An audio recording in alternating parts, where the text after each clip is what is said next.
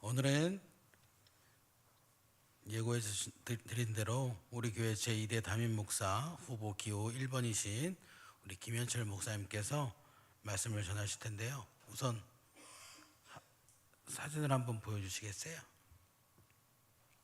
네, 김현철 목사님은 현재 연동교회에서 심호하고 계십니다. 우리 게시판을 다 참고를 하셔서 많이들 보셨을 겁니다. 미남이시죠? 대답이 네. 네, 우리 김현철 목사님 나오셔서 오해를 벗으면 은혜가 보인다라는 제목으로 말씀 전해 주실 때 많은 은혜 받으시기 바랍니다.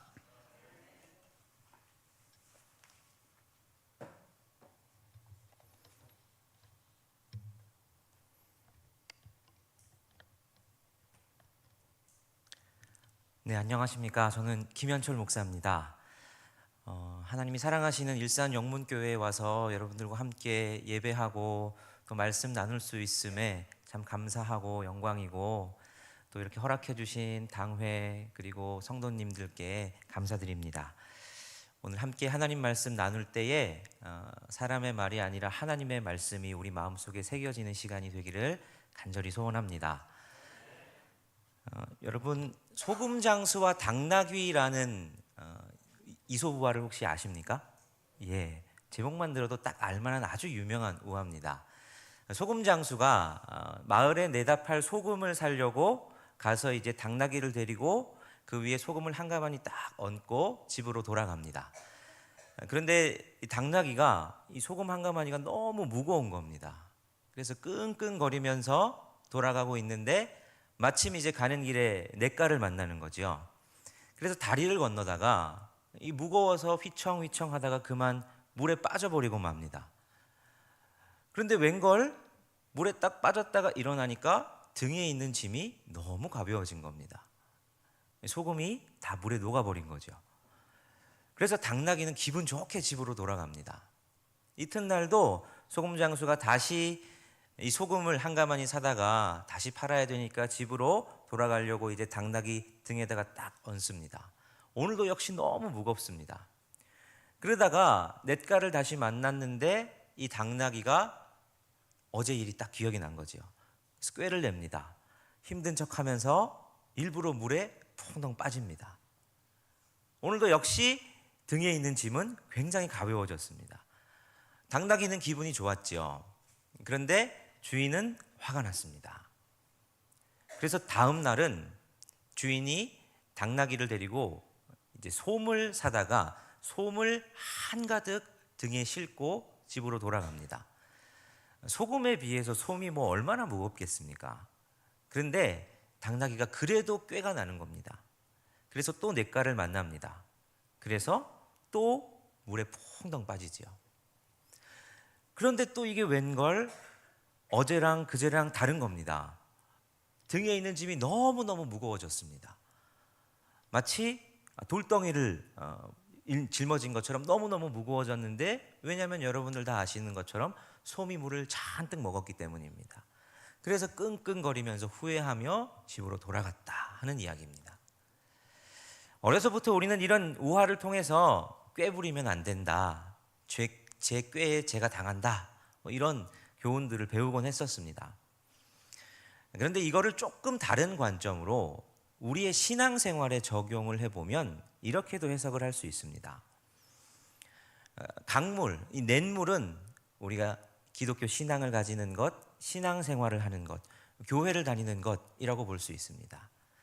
그리고 짐을 짊어지고 가는 당나귀는 우리 자신입니다. 우리가 인생의 무거운 짐을 지고 걸어가다가 기독교 신앙이라는 이 냇물에 풍덩 빠지게 되면 어떤 사람은 소금이 녹아내리는 듯이 그 짐이 가벼워지는 사람들이 있습니다. 근데 어떤 사람들은 인생의 짐을 지고 가다가 신앙생활을 시작하고 교회를 다니고 하는데, 그래서 그 냇물에 풍덩 빠진 것처럼 그 신앙에 담그는데 솜이 물을 잔뜩 머금는 것처럼 신앙생활에 무거운 짐을 지고 힘겹게 버거워하며 신앙생활을 하는 사람들도 있습니다. 똑같은 교회를 다니고 똑같은 신앙생활을 하고 똑같은 하나님을 믿는데 어떤 사람들은 그 짐이 가벼워지기도 하고 어떤 사람들은 그 짐이 너무너무 오히려 무거워지기도 합니다. 왜 이런 차이가 생기는 걸까요? 이런 차이가 생기는 이유는 그들이 하나님의 말씀을 오해해서 받아들이느냐 오해하지 않느냐의 차이입니다. 하나님의 말씀을 오해하지 않고 받아들인 사람들은 마치 물에 소금이 다 녹은 가벼운 짐을 짊어지는 것 같은 그런 평안함을 누리며 신앙생활을 합니다. 그런데 어떤 사람들은 자기 마음대로 또는 자기가 가지고 있는 선입견대로 하나님의 말씀을 받아들이고 자기식대로 해석하고 오해합니다. 그래서 하나님의 말씀이 아닌 자기식대로 신앙생활을 하려고 하다 보니 무거운 짐을 지고 짊어가는 것 같은 신앙생활을 하는 이들도 있습니다. 우리 신앙생활을 하다 보면 이런 두 양태가 많이 나타나는 걸 봅니다. 오늘 본문에서도 그런 사람들이 나타납니다. 그게 바로 갈라디아 지역에 있는 교회의 사람들이었습니다. 오늘 이 갈라디아서는 사도 바울이 갈라디아 지역에 있는 교회에 쓴 편지입니다. 갈라디아 지역은 사도 바울이 이제 1차 전도 여행을 할 때 루스드라, 이고니온, 더베 이런 도시들에 다니면서 전도를 했지요. 이게 이제 남갈라디아 지역입니다. 그 남갈라디아 지역에 보낸 서신이 갈라디아서입니다. 그런데 이 갈라디아 교회가 사도 바울에게 있어서는 좀 특별합니다. 왜냐하면 1차 전도 여행을 한 당시에 너무너무 고생하면서 복음을 전했던 곳입니다. 돌에 맞아 죽을 뻔하기도 하고 수많은 어려움을 겪으면서 복음을 전했더니 교회가 세워졌습니다. 그래서 바울이 2차, 3차 전도 여행을 할 때마다 빠짐없이 들른 지역이 이 갈라디아 지역입니다. 그런데 그 갈라디아 지역에 문제가 생겼다 하는 이야기를 듣습니다. 본문 6절 말씀인데요. 한번 띄워주시면 같이 한번 읽어봐도 좋겠습니다. 보이시면 같이 읽어보시면 좋겠습니다. 시작. 그리스도의 은혜로 너희를 부르신 이를 이같이 속히 떠나 다른 복음을 따르는 것을 내가 이상하게 여기노라. 여기서 보면 문제가 있는 것이 무슨 문제냐? 다른 복음을 따르는 문제가 있다 하는 소식을 바울이 듣습니다. 그리고 너희가 이같이 속히 떠나라고 말합니다. 갈라디아서를 바울이 언제 썼느냐 하면 요즘 신학자들이 그렇게 해석을 합니다. 바울이 1차 전도 여행을 하고 나서 안디옥에 돌아와서 안디옥에 머무는 동안 썼을 것이다 생각을 합니다. 그러니까 바울이 복음을 전하고 나서 거기에 교회가 생겼고 신앙생활을 한 5년, 10년 하고 나서 이런 문제가 생긴 게 아니라 바울이 복음을 전하고 교회를 세우고 여러 가지 시간을 보내면서 돌아와서 안디옥에 머무는데 그러니까 교회가 세워진 지 그렇게 오래 지나지 않아서 그들에게 들리는 소식이 무엇이냐? 그들이 지금 다른 복음을 따르고 있다라는 소식이 들리는 겁니다. 바울이 굉장히 당황스럽고 굉장히 화가 나기도 했을 겁니다. 굉장히 낙담이 됐을 것 같습니다. 그러면 도대체 갈라디아 교회, 갈라디아 지역에 있는 교회들에 무슨 일이 있었느냐를 살펴보면 바울과 바나바가 복음을 전하고 나서 교회가 세워지고 나서 이제 떠났지요. 그리고 그 지역에 순회 교사들이 찾아왔습니다. 이 순회 교사들은 뭐 하는 사람들이냐면 자신의 가르침들을 이곳저곳 전하면서 그 가르침의 대가로 생활비를 받아서 생활하는 사람들이 있었습니다. 이 순회 교사들 중에 유대교 출신의 그리스도인들이 있었습니다. 이들이 갈라디아 지역을 갔는데 교회가 있는 겁니다. 예수 그리스도를 믿는 이들이 있는 거죠. 근데 그들을 찾아가서 어떻게 신앙생활을 하나 봤더니 바울이 전한 복음을 믿는 겁니다. 예수 그리스도의 십자가와 부활을 믿음으로 말미암아 우리가 구원 얻는다. 이거 붙들고 신앙생활을 하는 겁니다. 그런데 유대교 출신의 그리스도인들이 보니까 이들이 주로 이방인들이고 율법의 의무에 대해서는 너무 자유로운 겁니다. 율법에 대해서 너무 자유로우니까 그들이 가르침을 전합니다. 그들의 가르침의 핵심은 이겁니다. 구원은 예수 그리스도를 믿는 믿음 플러스 율법을 온전히 지키는 그 행함으로 말미암아 온전히 구원을 얻을 수 있다, 이렇게 전하는 거죠. 그러면서 자신들의 가르침을 그들이 설득하기 위해서 누구를 공격하느냐면 바울을 공격합니다. 바울 그 사람 사도 아니야. 바울 그 사람 예수님 믿는 사람들을 핍박하던 사람이고 예수님이 이 땅 계실 때 예수님과 함께 다니지도 않았어. 이러면서 사도 바울의 사도권을 공격합니다. 그리고 하나님이 주신 율법이잖아. 하나님이 율법 주셨는데 이게 다 쓸모없게 됐다는 게 말이 돼? 이거 분명 중요한 거야. 이거 잘 지켜야 너희가 온전한 구원을 이룰 수 있어. 이런 식으로 설득을 하는 거죠. 근데 이게 갈라디아 교인들의 이 종교성과 맞아떨어졌습니다. 갈라디아 교인들은 유대인 출신들도 있었겠지만 대부분이 다 이방인 출신이지요.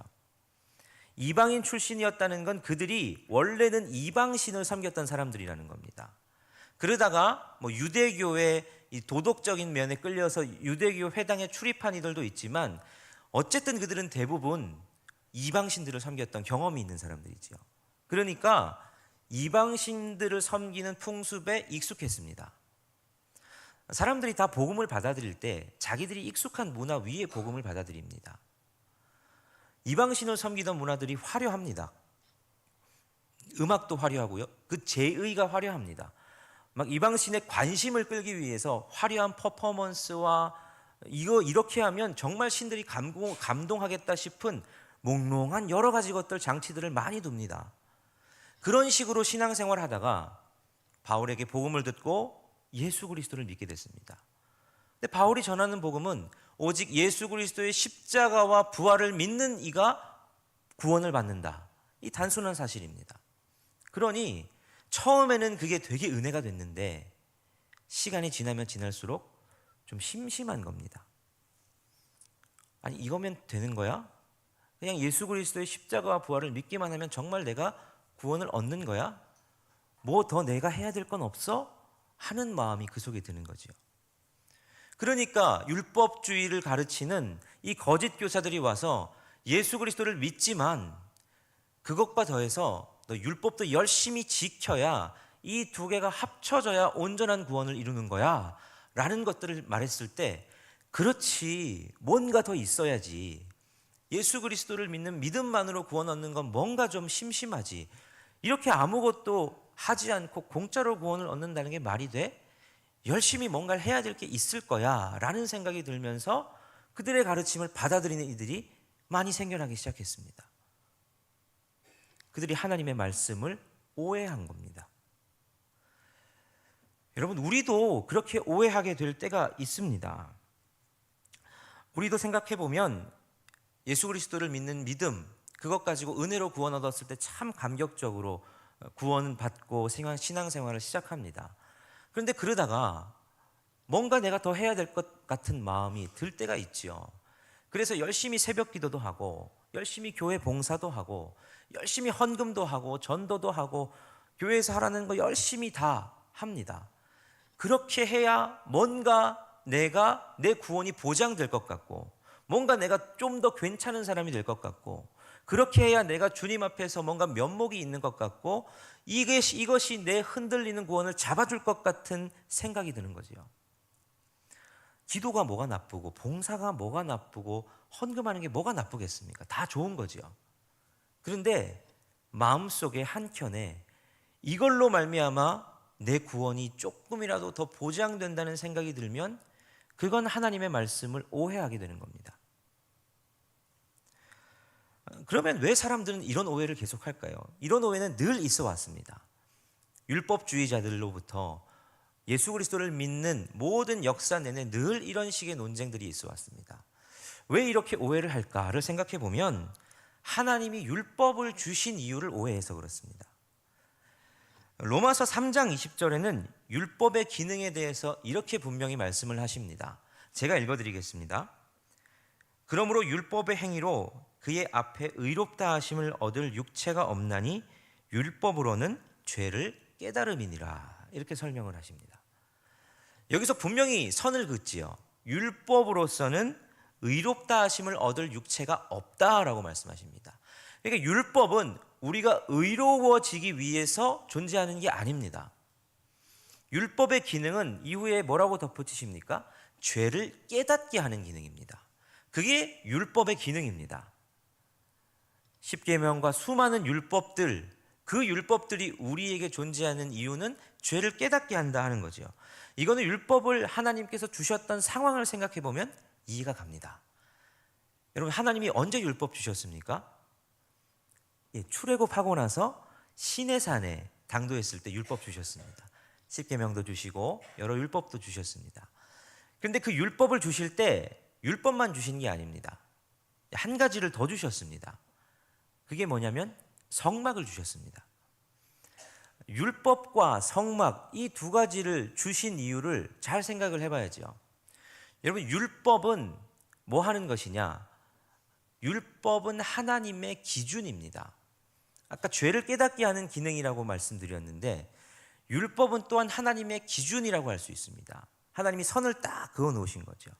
선을 긋고 여기는 넘어가면 안 돼, 여기 넘어가면 죄 짓는 거야 하는 것이 율법입니다.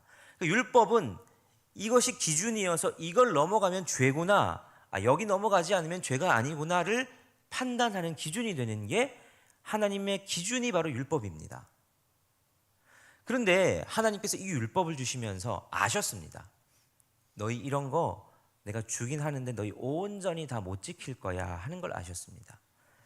율법이 이만큼 지키는 게 훨씬 어렵습니다. 야고보서 2장 10절에 이렇게 말씀을 하죠. 우리 이 말씀은 같이 한번 다 읽어보겠습니다. 시작. 누구든지 온 율법을 지키다가 그 하나를 범하면 모두 범한 자가 되나니. 율법이 많지 않습니까?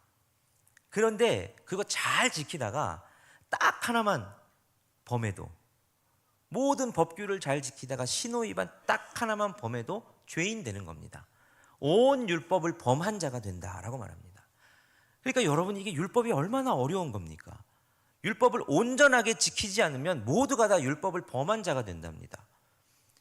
신약 성경에서는 예수님이 너 형제 미워해? 그럼 너 살인한 자가 되는 거야 라고 말씀하십니다. 이 율법을 어떻게 다 지킵니까? 율법을 하나님이 다 지킬 수 없다는 걸 아셨습니다. 그래서 주신 것이 성막입니다. 성막은 뭐 하는 곳입니까? 제사하는 곳입니다. 가서 제사를 통해서 하나님 앞에 회개하는 겁니다. 회개하고 죄를 씻는 곳이 성막입니다. 그게 하나님께서 주신 이유입니다. 율법이라는 기준을 주셨습니다. 그런데 거기서 율법을 다 지킬 수 없으니 너희는 성막에 가라는 겁니다. 율법 열심히 지켜. 그런데 열심히 지켜봐도 다 지킬 수 없을 거야. 그러면 성막으로 와. 와서 제사하고 회개하면 내가 용서해 줄게. 그리고 다시 가서 율법을 열심히 지키려고 한번 노력해봐. 이게 율법과 성막을 주신 이유였습니다. 그러니까 성막은 하나님의 은혜가 얼마나 큰지를 우리에게 보여주는 도구였지요. 율법은 성막을 통해서 하나님이 우리에게 베풀어 주시는 은혜가 얼마나 큰지를 알게 하려고 하는 도구였습니다. 너희 죄인이지 성막에 가서 하나님이 이렇게 너희 죄를 용서해 주시는 분이야 라는 것을 알게 하는 도구였지요. 그런데 사람들이 이걸 오해했습니다. 자기들이 율법을 다 지킬 수 있을 거라고 생각했습니다. 그러니까 율법을 열심히 지켜서 내가 의로워져야지 이렇게 생각하며 하나님의 말씀을, 하나님의 마음을 오해한 거죠. 그렇다면 여러분, 우리는 어떻습니까? 여러분들은 혹시 하나님의 마음을, 하나님의 말씀을 오해하고 계시지는 않습니까? 혹시 예수 그리스도를 믿고 이제 그 복음을 듣고 복음의 감격을 가지고 살아가는데 여러분, 예수 다 믿으시지 않습니까? 여러분, 정말 여러분들 가운데 그렇다면 풍덩 물에 들어가서 인생의 무거운 짐이 다 녹아내린 것 같은 평안함을 다들 누리고 계십니까? 예수를 믿으면 그런 평안함을 누려야 되는 거죠. 그런데 어느덧 그런 평안함을 누렸던 것 같은데 시간이 지나면서 뭔가 내 인생의 짐이 점점 무거워지는 것 같은 느낌을 받으시지는 않습니까? 새벽 기도도 하고 열심히 봉사도 하고 처음에는 그게 주님께 대한 감격으로 뭔가 더 해드리고 싶었는데 어느덧 시간이 지나니 내가 하고 있는 게 그냥 습관처럼 의무감으로 하고 있지는 않은지, 이거 안 하면 저 사람 신앙생활 제대로 안 하네, 아니면 내가 하나님 앞에서 뭔가 제대로 된 신앙생활이 아닌 것 같은, 이걸 해야 뭔가 의로워지고 이걸 해야 뭔가 인정받고 이걸 해야 내가 구원이 완벽해지는 듯한 그런 마음이 혹시 여러분들 가운데 있으신 것은 아닙니까? 우리가 정말 예수를 제대로 믿고 있는 걸까요? 오늘 이 땅을 살아가는 사람들 중에 그렇지 않은 이들도 있는 것 같습니다. 바울 사도가 그런 갈라디아 교회를 향해서 그런 오해를 좀 벗고 그들이 바로 서고자 축복의 인사말을 오늘 본문에 건넵니다. 그게 오늘 본문 1절부터 3절까지의 말씀입니다. 우리 좀 길지만 같이 한번 이 말씀을 읽어보도록 하겠습니다. 시작. 사람들에게서 난 것도 아니요 사람으로 말미암은 것도 아니요 오직 예수 그리스도와 그를 죽은 자 가운데서 살리신 하나님 아버지로 말미암아 사도된 바울은 함께 있는 모든 형제와 더불어 갈라디아 여러 교회들에게 우리 하나님 아버지와 주 예수 그리스도로부터 은혜와 평강이 있기를 원하노라. 아멘. 바울이 갈라디아 교회에 은혜와 평강을 기원합니다. 은혜와 평강이 있기를 축복합니다. 은혜란 뭐냐? 은혜는 헬라어로 카리스지요. 그 정의는 받을 자격도, 값을 치를 능력도 없는 자에게 무조건적으로 주어진 선물이 은혜입니다. 그러니까 내가 그 선물을 받을 자격도 없습니다. 그리고 이걸 받았다고 해서 뭐 값을 치를 능력도 없는데 그냥 무조건적으로 주어진 것이 은혜입니다. 그래서 우리는 구원을 은혜라고 합니다. 우리가 구원에 대한 값을 치를 능력도 없고 받을 자격도 없는데 주어졌지요. 평안은 헬라어로 샬롬이라고 합니다. 평강, 평안이라고 하지요. 근데 이 평강, 샬롬은 내 삶에 그냥 아무 일이 없는 것을 의미하지 않습니다. 샬롬은 하나님이 나를 창조하신 그 본연의 모습을 누리고 있는 상태를 샬롬이라고 합니다. 그러니까 샬롬은 내가 얼마나 좋은 집에 살아서 편하냐, 좋은 차를 타서 편하냐, 좋은 거 먹어서 편하냐, 내 삶에 아무 일이 없어서 건강해서 좋냐, 이런 걸 샬롬이라고 하지 않습니다. 그건 그저 편한 거고 평안은 아닙니다. 평안은 뭐냐?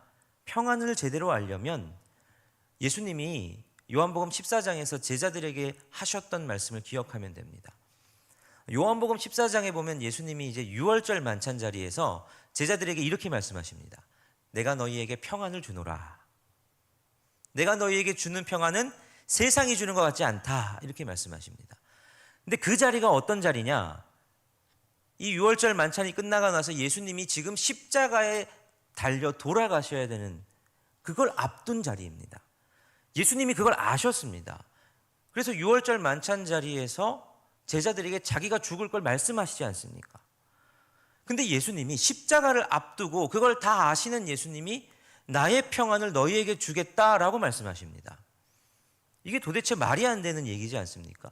어떻게 예수님이 평안할 수 있으며 어떻게 그 평안을 주겠다라고 하시는 건지 이해가 가지 않습니다. 그런데 이게 내 삶의 상황과 평안이 관계에 있다 생각하면 이해가 안 되지만 평안은 내 삶의 상황과 관계가 없다 하는 것을 보면 이해가 됩니다. 그러면 어떻게 이 평안을 누릴 수 있습니까? 그게 오늘 본문에서 바울이 비는 겁니다. 너희에게 은혜와 평강이 있기를 원한다. 하나님의 은혜를 아는 자만이 누릴 수 있는 것이 평강입니다. 예수 그리스도께서는 하나님의 은혜를 아셨습니다. 그래서 십자가 앞에서도 내가 평안하다 말하며 나의 평안을 너희에게 준다라고 말할 수 있는 겁니다. 그래서 내가 주는 것은 세상이 주는 것 같지 않다라고 말합니다. 그래서 내 평안은 세상이 줄 수도 없고 알 수도 없는 평안이다 말씀하시는 겁니다. 예수 믿는 사람들이 누리는 평안은 그런 겁니다. 은혜를 아는 자만이 누릴 수 있는 것이 평안입니다. 은혜를 알아서 예수 그리스도라는 은혜의 강물에 내 삶의 짐이 다 녹아져야지만이 누릴 수 있는 것이 평안입니다. 세상 사람들은 절대 알 수 없는 것이지요.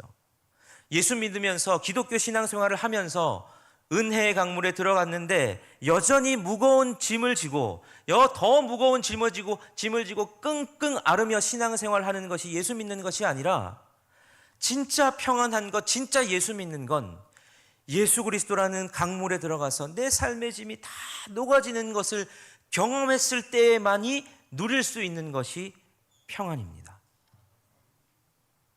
오늘 저와 여러분들에게 이 평안이 있기를 간절히 소원합니다.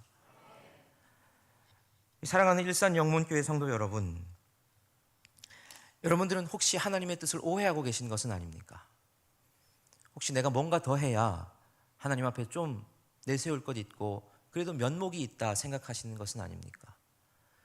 예수를 믿고 살아가는데 평안이 없이 너무 분주하고 무엇인가 해야 될 것 같은 것들만 잔뜩 등에 짐을 짊어진 것 같은 삶은 아니십니까? 오늘 예수 그리스도의 은혜의 강물에 흠뻑 적셔져서 여러분의 삶의 짐이 녹아지는 은혜가 있으시기를 주님의 이름으로 간절히 소원합니다. 함께 기도하시겠습니다.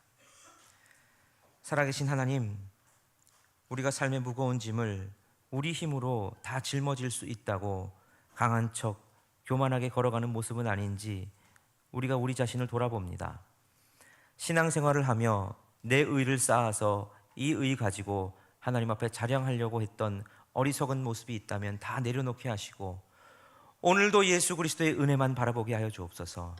그 은혜의 강물에 흠뻑 적셔져서 우리 인생의 무거운 짐들이 녹아져 내리는 것을 경험하는 매 주일의 예배가 되게 하시고, 매일매일 그렇게 주님과 동행하는 삶이 되게 하여 주옵소서. 예수 그리스도 이름으로 기도하옵나이다. 아멘.